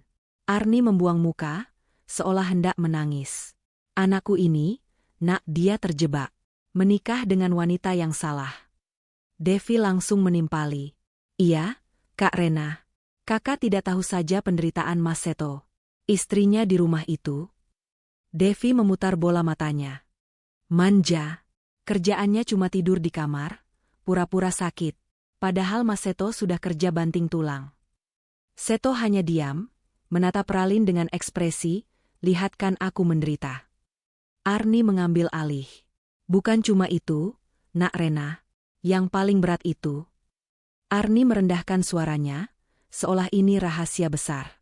Dia itu mandul, sudah bertahun-tahun menikah, tidak bisa kasih ibu cucu. Perempuan macam apa itu? Cuma bisa menghabiskan uang suami. Diva, yang sedang mendengarkan siaran langsung itu dari kamarnya melalui koneksi Bluetooth yang aman ke ponsel rahasianya, mencengkeram sprei ranjangnya. Menghabiskan uang suami? Dia tertawa tanpa suara. Terus, lanjut Arni, semakin bersemangat karena Ralin tampak simpatik. Dia itu juga pelitnya minta ampun. Padahal Seto yang cari uang. Tapi kalau ibu atau Devi minta sesuatu, susahnya setengah mati. Tidak pengertian sama sekali. Tidak seperti Nak Rena, pasti orangnya baik hati, tidak pelit. Iya, timpal Devi. Masa aku minta ganti mobil baru lagi saja dia bilang boros? Padahal mobilku yang lama sudah ketinggalan zaman. Ralin menahan napas sejenak, bukan karena kaget, tapi karena menahan tawa muaknya. Dia menatap Seto. Seto, semua ini benar? Separah itu? Seto mengangguk pasrah. Itulah bebanku selama ini, Rena. Aku bertahan hanya karena kasihan. Ralin menatap ketiga orang di depannya. 3 wajah yang bersinar oleh keserakahan. Wajah Seto yang arogan. Wajah Arni yang licik. Wajah Devi yang manja. Ini, kata Ralin, meletakkan serbetnya. Ini baru menantu idaman ibu, kata Arni cepat, menyambar kalimat Ralin. Tidak seperti Diva, sudah mandul, pelit pula. Ralin tersenyum. Senyum sinis yang tersembunyi di balik topeng simpatinya. Ibu, Devi, Seto, kalian sudah membuka mata saya, katanya pelan. Dia tahu, rekaman ini adalah paku terakhir untuk peti mati mereka. Makan malam di El Orangerie adalah sebuah kesuksesan besar. Setidaknya, begitulah menurut Seto, Arni, dan Devi. Sepanjang perjalanan pulang di dalam mobil, mereka tidak henti-hentinya membahas Rena. Luar biasa, Seto. Ibu tidak pernah lihat perempuan sekaya dan semanis itu. Seru Arni dari kursi belakang, matanya masih berbinar-binar membayangkan kuda Argentina dan hotel di Bali. Sudah jelas, dia itu jodohmu. Jauh lebih baik dari yang di rumah. Yang itu cuma bawa sial. Devi, yang duduk di depan, sibuk mengedit foto selfie-nya dengan latar foie gras yang tadi dia cicipi. Gila, Mas. Kak Rena itu goals banget. Tadi dia pakai tas keluaran terbaru yang harganya 800 juta. Aku cek di internet. Coba kalau kita sudah jadi keluarganya, pasti aku dibelikan juga. Seto hanya tersenyum simpul, tapi hatinya membara. Dia merasa seperti raja. Dia telah menaklukkan Rena. Rekaman penghinaan dari Arni dan Devi di restoran tadi, yang dia anggap sebagai curhat keluarga, telah sukses membuat Rena semakin luluh dan kasihan padanya. Tepat sebelum berpisah di lobi hotel, Rena membisikkan sesuatu yang membakar semangatnya. Aku kagum dengan kesabaranmu, Seto. Tapi aku tidak bisa menunggu pria yang tidak bisa mengambil keputusan. Ayahku sudah memberiku ultimatum. Aku akan ke Makau minggu depan. Mungkin aku akan terima perjodohan itu. Ultimatum. Itulah yang Seto butuhkan. Begitu mobil memasuki garasi rumah mewah, milik Diva, Seto mematikan mesin. Tapi dia tidak langsung turun. Dia berbalik ke belakang, menatap ibu dan adiknya. Wajahnya mengeras, penuh tekad. Dengar, katanya dengan suara berat. Kita tidak bisa menunggu lagi. Rena sudah memberiku ultimatum. Malam ini, kita harus selesaikan malam ini juga. Mata Arni membelalak, lalu menyipit licik. Maksudmu? Kita usir dia, kata Seto dingin. Aku tidak peduli lagi. Dia sudah jadi penghalang. Dia sudah tidak berguna. Dia harus pergi malam ini, agar besok aku bisa bilang pada Rena bahwa aku pria bebas. Devi menjerit tertahan, bukan karena takut, tapi karena antusias. Serius, Mas? Malam ini? Setuju. Aku sudah tidak sabar mau mendekorasi ulang kamar utama. Arni mengangguk-angguk mantap. Bagus. Bagus, Seto. Itu baru anak ibu. Cepat. Jangan beri dia waktu lagi. Ambil kembali rumahmu. Ambil kembali hidupmu.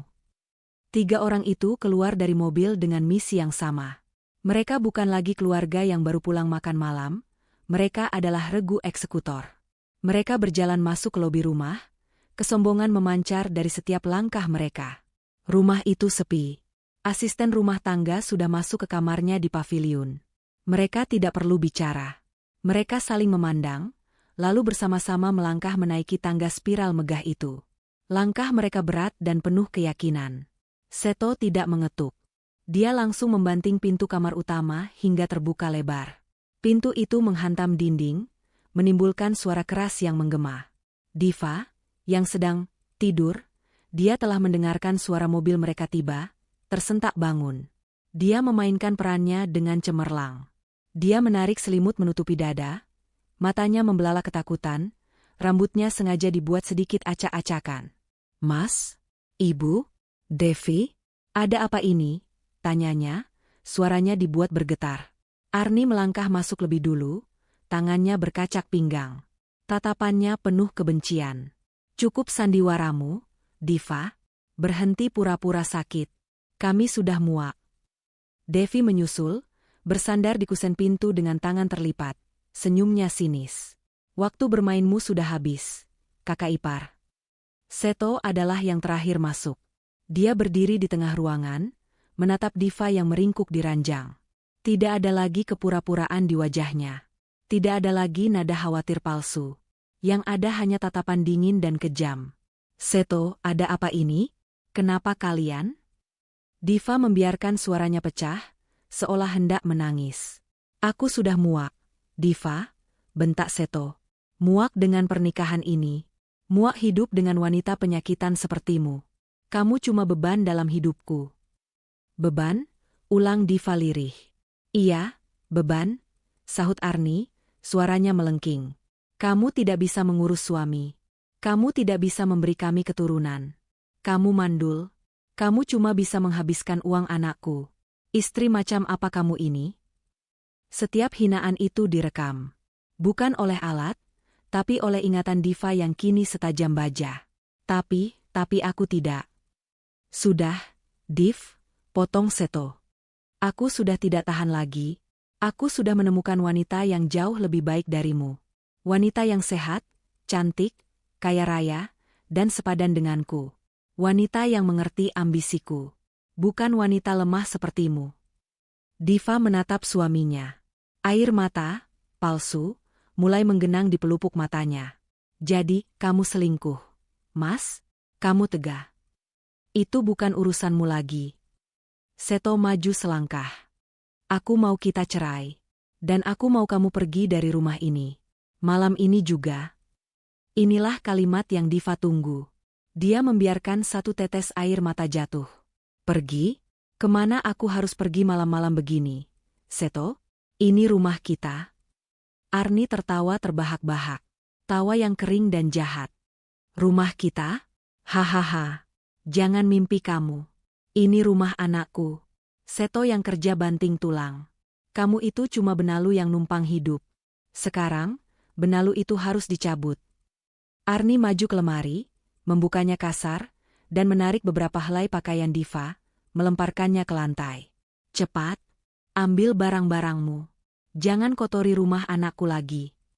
Pergi kau dari rumah ini, teriak Seto, menirukan nada ibunya. Ini rumah suamiku.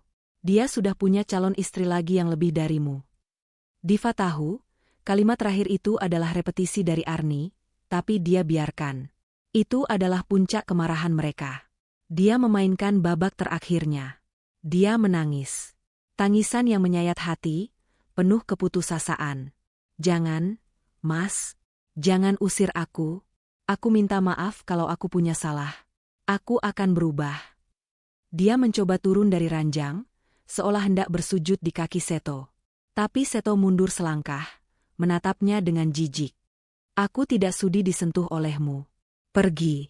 Ambil barang-barangmu yang paling berharga saja, dan enyahlah. Tangisan Diva berhenti mendadak. Dia menatap Seto, lalu Arni, lalu Devi. Wajahnya menunjukkan kekalahan total. Baik, bisiknya. Kalau itu yang kalian mau. Dia tidak beranjak ke walk-in closet raksasa tempat gaun-gaun mahalnya tergantung. Dia juga tidak mengambil kotak perhiasannya. Dia hanya berjalan ke meja nakas, mengambil tas tangan kecil yang selalu ada di sana. Dia membuka laci, mengambil dompet, decal, dan ponsel, decal. Dia memasukkannya ke dalam tas. Hanya itu.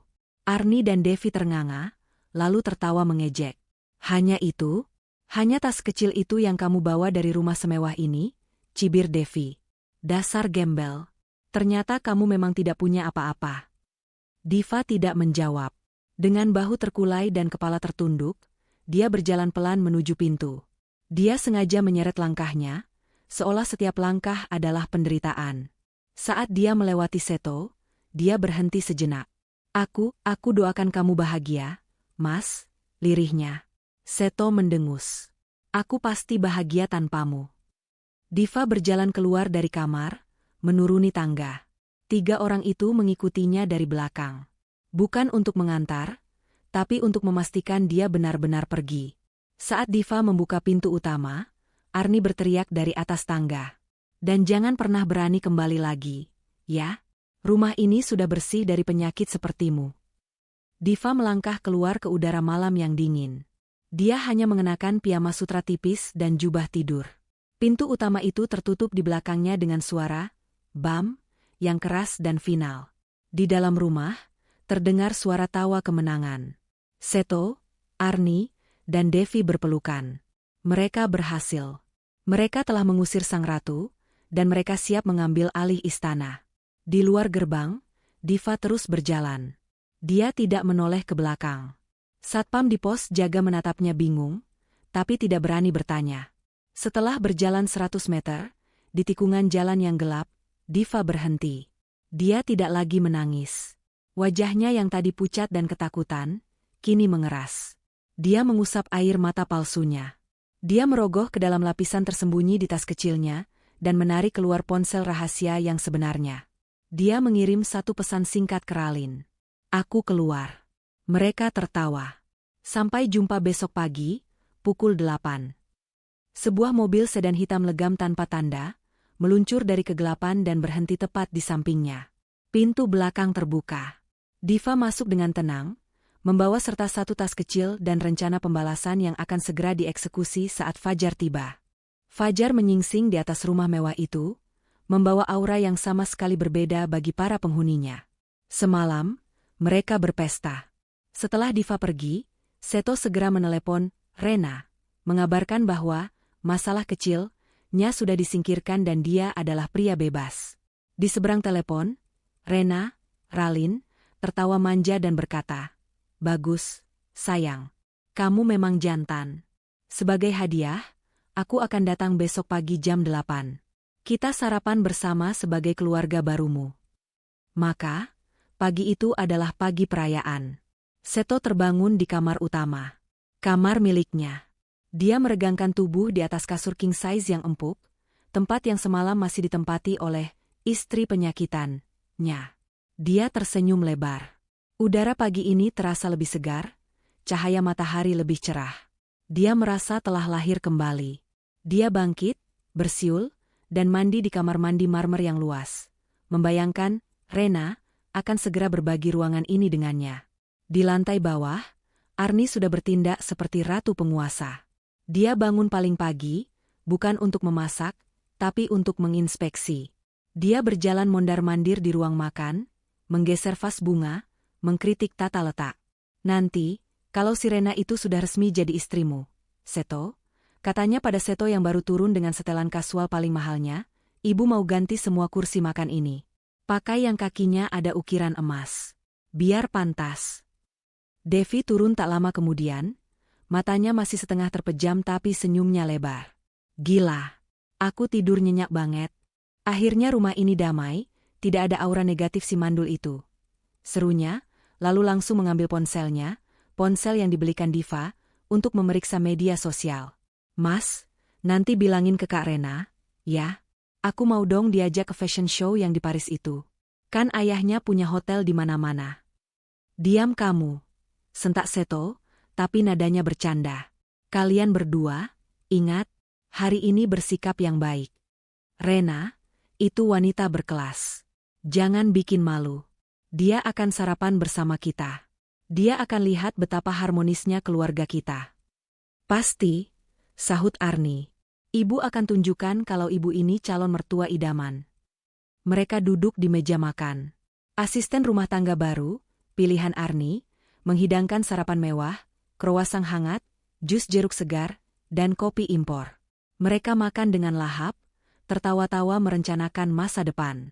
Seto membayangkan posisinya sebagai direktur di perusahaan Rena. Arni membayangkan dirinya menjadi sosialita, memamerkan menantu barunya. Devi membayangkan liburan tanpa batas dan kartu kredit platinum. Tepat pukul 8 pagi, sesuai janji, bel rumah berbunyi. Ting-tong. Suara itu menghentikan tawa mereka seketika. Seto langsung berdiri, jantungnya berdebar kencang. Itu dia, bisiknya penuh semangat. Dia merapikan rambutnya di cermin besar di lobi. Ibu, Devi, ingat pesan Mas. Senyum. Arni dan Devi berdiri di belakang Seto, memasang senyum terlebar mereka. Seto berjalan menuju pintu utama. Ini adalah langkah seorang pemenang.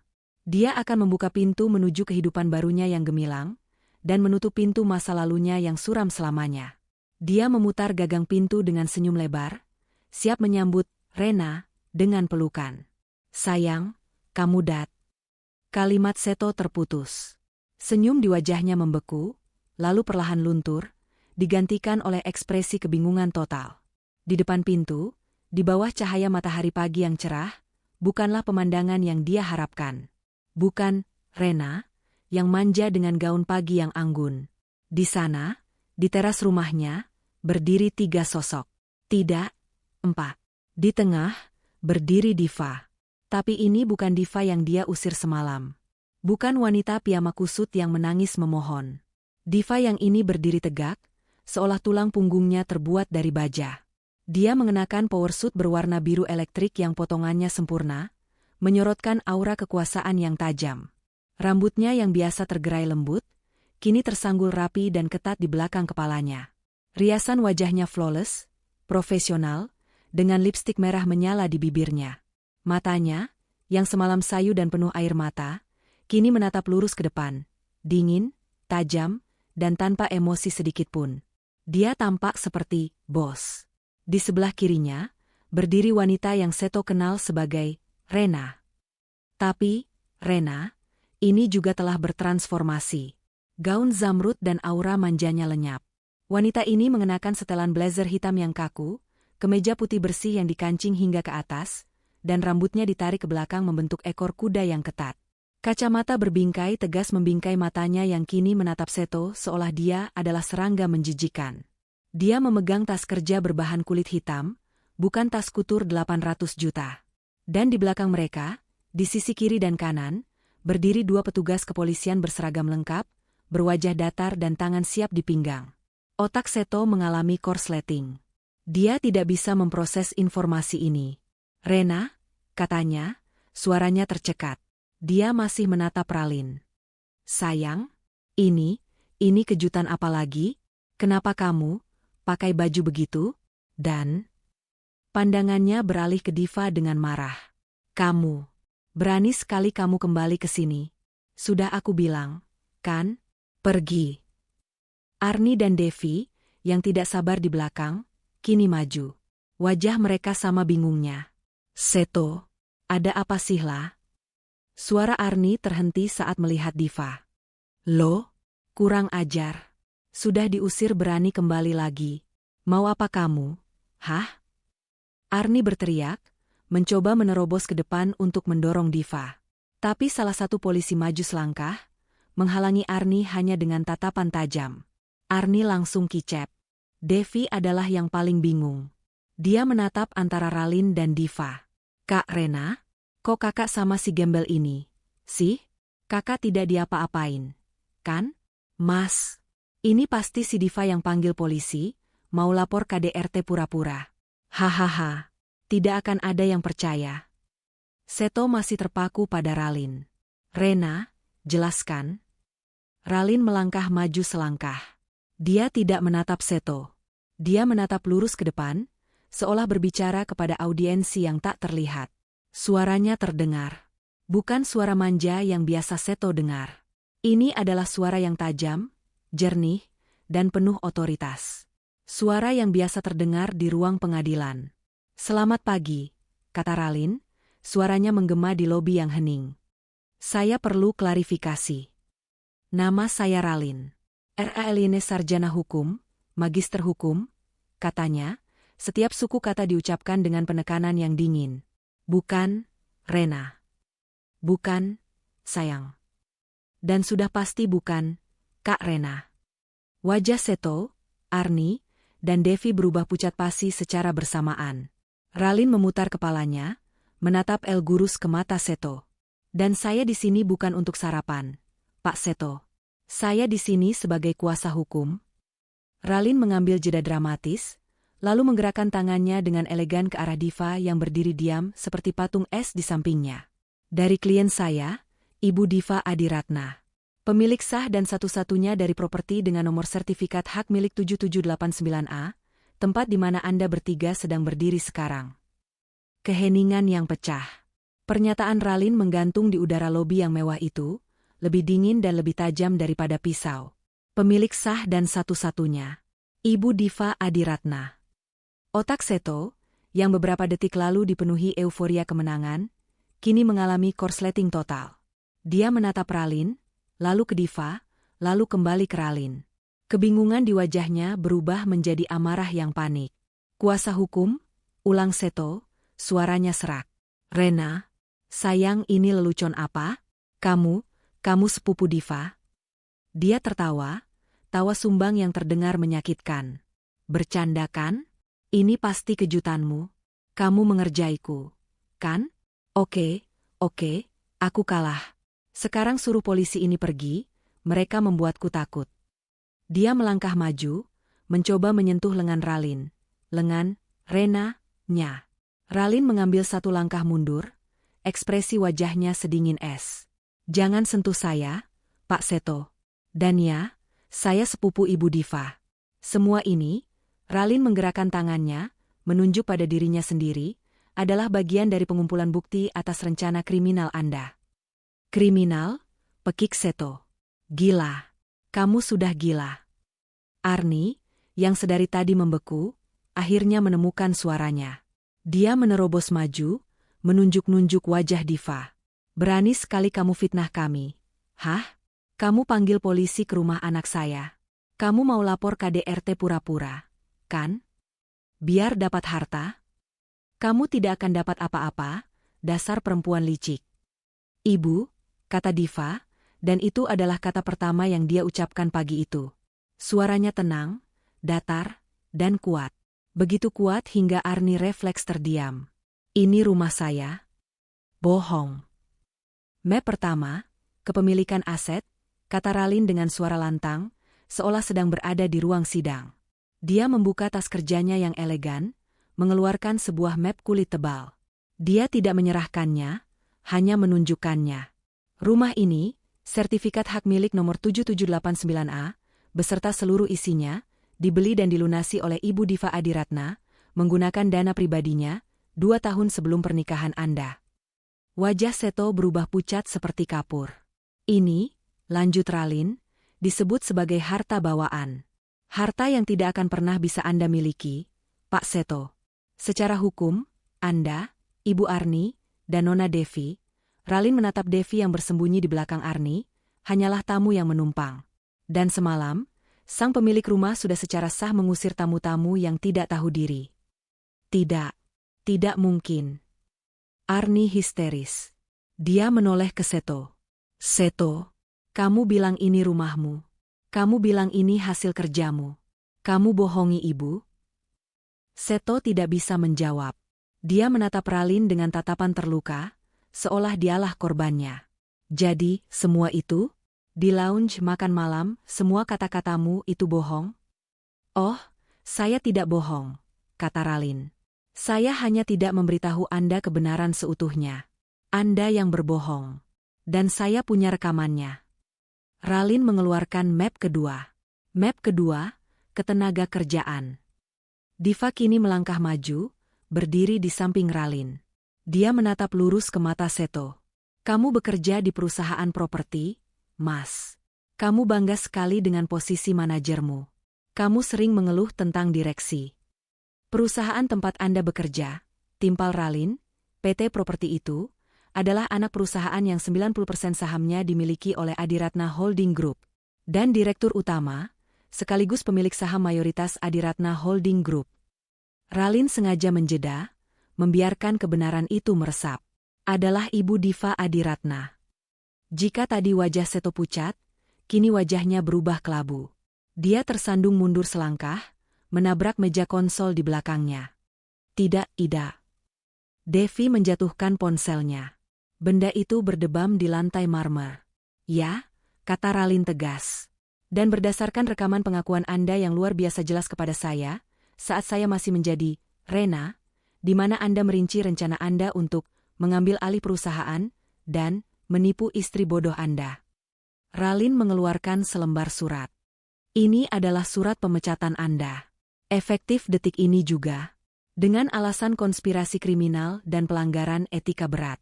Anda dilarang memasuki properti perusahaan manapun yang terkait dengan Adiratna Group. Seto menatap surat itu dengan nanar.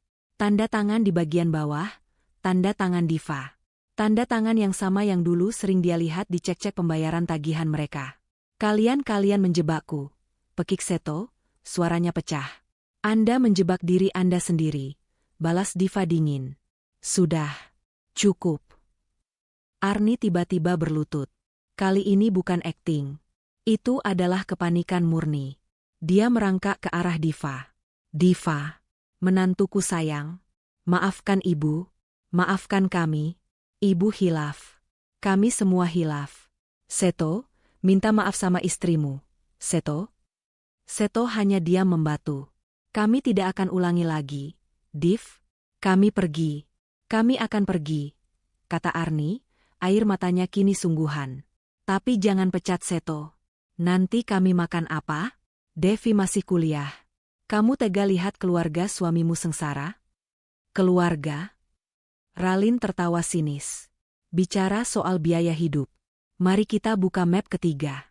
Tagihan. Ini adalah map yang paling tebal. Ralin membukanya. Ibu Arni, Anda bilang klien saya pelit? Mari kita hitung.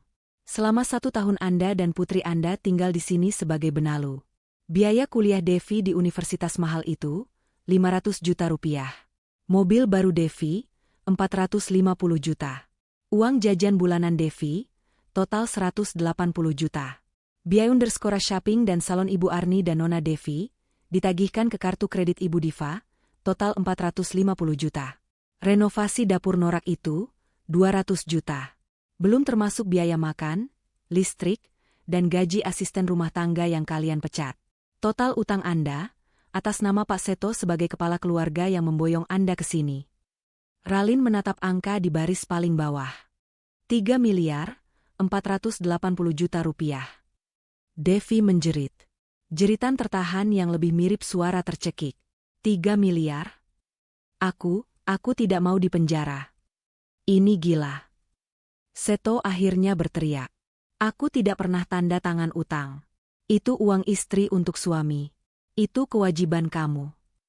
Kewajiban? Ralin mengangkat alis. Dia merogoh sakunya, mengeluarkan sebuah pemutar audio digital kecil. Kewajiban istri juga untuk dihina. Dia menekan tombol play. Suara Arni yang cempreng memenuhi lobi. Terdengar jelas dari rekaman makan malam di El Orangerie. Ini baru menantu idaman ibu. Tidak seperti Diva, sudah mandul, pelit pula. Wajah Arni berubah hijau. Ralin menekan tombol lagi. Atau kewajiban suami untuk merencanakan kejahatan. Suara Seto yang penuh percaya diri terdengar. Suara yang sama yang didengar Diva di balik dinding. Begitu, Rena, lengket, kita ambil alih rumah ini, perusahaan itu, baru Diva kita tendang. Dan rekaman terakhir, yang paling menyakitkan. Dari malam Seto bersama Rena. Aku akan menendangnya keluar dari rumah itu tanpa sepeser pun. Biar dia tahu rasa. Seto jatuh berlutut. Bukan untuk minta maaf. Tapi karena kakinya lemas. Dia kalah telak. Rena, Ralin. Lirih Seto, menatap pengacaranya itu dengan putus asa. Aku cinta sama kamu. Aku sungguh-sungguh. Aku cuma pura-pura bicara begitu biar kamu terkesan. Itu adalah paku terakhir di peti matinya. Diva, yang sedari tadi dia mengamati kehancuran mereka, akhirnya melangkah maju. Dia tidak lagi terlihat marah. Wajahnya tenang. Dia berjongkok, menyejajarkan wajahnya dengan wajah Seto yang tertunduk. Kamu tahu apa